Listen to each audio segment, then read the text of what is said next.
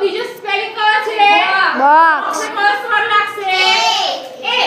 This is a box. ચાલો ત્રીજું વાક્ય બનાવો. This is It is. બોલો ચલો.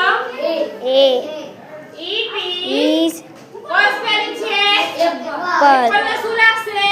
An It is an apple. It is an apple. ચલો પછી બોલો આગળ.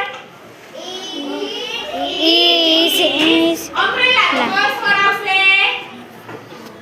N. It is umbrella. कैसे कैसे ચલો બાકીના